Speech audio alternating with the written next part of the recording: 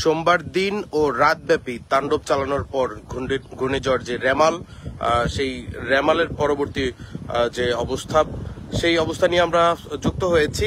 এখনো পর্যন্ত বিদ্যুৎ বিচ্ছিন্ন রয়েছে সারা দেশের বিভিন্ন দক্ষিণাঞ্চলের বিভিন্ন এলাকার ন্যায় মতলব উত্তরও এখনো পর্যন্ত টাওয়ারগুলো সচল হয়নি এবং দ্য ডেইলি ক্যাম্পাসের সূত্র অনুযায়ী প্রায় 1.5 কোটি পরিবার বিদ্যুৎ বিচ্ছিন্ন অবস্থায় রয়েছে এবং 8,500-এরও বেশি যে মোবাইল নেটওয়ার্কের যে টাওয়ার, সেই টাওয়ারগুলো বন্ধ রয়েছে। সুপ্রিয় দর্শক, আমরা গতকাল যে নেটওয়ার্ক স্বল্পতা, পাশাপাশি কারোর সাথে কেউ যোগাযোগ করতে পারছিলাম না, তারই পাশাপাশি আমরা মতলব উত্তরের কি অবস্থা সেটি আমরা জানাতে পারিনি।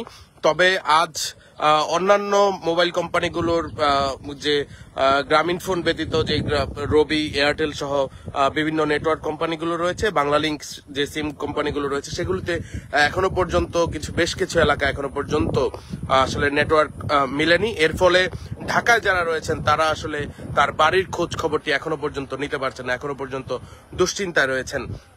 দর্শক, আমাদের সঙ্গে কে কোথা থেকে যুক্ত রয়েছেন আমাদেরকে জানাবেন এবং ঘূর্ণিঝড় রেমাল পরবর্তী আপডেট নিয়ে আমরা আপনাদের সঙ্গে সরাসরি যুক্ত হয়েছি এবং আমরা জানিয়ে রাখতে চাই আমাদের একটি সুন্দরবন আছে বলেই হয়তো আমরা এখনো পর্যন্ত বেশ কিছু জেলা, যেই সাগর তীরবর্তী অঞ্চলসমূহ এর ভেতরের যে অঞ্চলগুলো, চাঁদপুর সহ বিভিন্ন, নোয়াখালী সহ বিভিন্ন এলাকাগুলো রয়েছে, সেই এলাকাগুলো অনেকাংশেই আমরা আসলে রক্ষা পেয়েছি শুধুমাত্র একটি সুন্দরবন থাকার ফলে।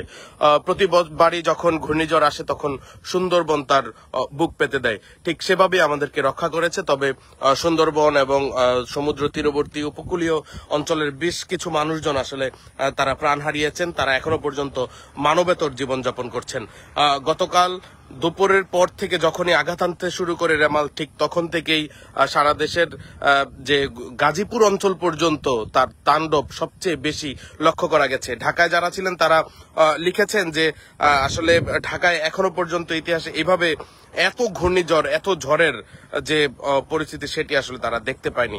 দর্শক, আমাদের সঙ্গে কে কোথা থেকে যুক্ত রয়েছেন, আপনারা নিরাপদে রয়েছেন কিনা সেটি আমাদেরকে জানাতে পারেন। আপনারা অনেকেই হয়তো পরবর্তীতে লাইভটি দেখবেন। আমরা যুক্ত রয়েছি চাঁদপুরের মতলব উত্তর উপজেলার মেঘনা দনাগদা যে বেড়িবাঁধটি রয়েছে, সেই বেড়িবাঁধ সড়কের খেটালিয়া এলাকায় এবং এখানে গতকাল সকাল পর্যন্ত যেই জায়গাটি আসলে একেবারেই শুকনা ছিল, এই জায়গাটিতে মানুষজনের হাঁটা চলা ছিল এবং খড় থেকে শুরু করে সকল কিছু তারা শুকাতে দিয়েছিলেন। একদিনের পরিবর্তনে আসলে দেখেন যে আসলে কতটা অসহায় আমরা। এভাবে একটি ঘূর্ণিঝড় আঘাত আনার ফল ব্যাপক যে বৃষ্টিপাত, সেই বৃষ্টিপাতে ডুবে গেছে এই অঞ্চলের যে মানুষজনের খড়, ধান কুটো যা ছিল সকল কিছু। অনেকে হয়তো ধান সিদ্ধ করেছিলেন, সেই ধানগুলো নষ্ট হয়েছে। অনেকে হয়তো মাঠে রেখেছিলেন তাদের যে খড়গুলো, সেগুলো। সুপ্রিয় দর্শক, আমরা আসলে যে তথ্যটি জানানোর জন্য আমরা আপনাদের সঙ্গে যুক্ত হয়েছি সেটি হলো, অনেকেই তার বাড়িতে যোগাযোগ করতে পারছেন না। এখনো পর্যন্ত মতলবের কোথাও ঘূর্ণিঝড়ের ফলে কেউ প্রাণ হারিয়েছেন এমন কোনো খবর আমাদের হাতে এসে পৌঁছায়নি। অবশ্যই পৌঁছলে আমরা সেটি জানাবো। তবে অন্যান্য অঞ্চলের ন্যায় খুব বেশি যে তাণ্ডব, সেটি চালায়নি এখনো পর্যন্ত। তবে যা আমরা যেই খবরটি পেয়েছি সেটিতে যে বিদ্যুৎ বিচ্ছিন্ন রয়েছে মতলব উত্তর উপজেলা, সেই বিদ্যুৎ হয়তো বা সন্ধ্যে নাগাদ হয়তো মিলতে পারে বেশ কিছু গ্রাহকের কাছ পর্যন্ত। তবে মোবাইল নেটওয়ার্কগুলো আসলে কি অবস্থায় রয়েছে এখনো পর্যন্ত জানা নেই। গ্রামীণ ফোনের আওতাভুক্ত যে সমস্ত গ্রাহকরা রয়েছেন তারা এখন পর্যন্ত কিছুটা আসলে সংযোগ পেয়েছেন, বেশ কিছু জায়গায় এয়ারটেল, রবি সহ পাচ্ছে। তবে বেশিরভাগ জায়গাতেই এখনো পর্যন্ত অন্যান্য নেটওয়ার্কগুলো এখনো পর্যন্ত বন্ধ রয়েছে। তাই হয়তো যারা ঢাকায় রয়েছেন, প্রবাসে রয়েছেন, তারা হয়তো দেশের খোঁজ পাচ্ছেন না। তাদের জন্য আমাদের এই প্রচেষ্টা। আমাদের সঙ্গে অনেকেই যুক্ত আছেন, কে কোথা থেকে রয়েছেন অবশ্যই আমাদেরকে লিখে জানাবেন।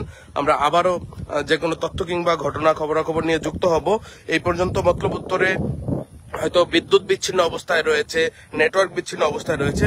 তবে তেমন কোনো ক্ষয়ক্ষতি, ফসলি জমির ক্ষয়ক্ষতি ছাড়া মানুষের জানমালের যে ক্ষয়ক্ষতি, সেটি আসলে তেমন ভাবে লক্ষ্য করা যায়নি।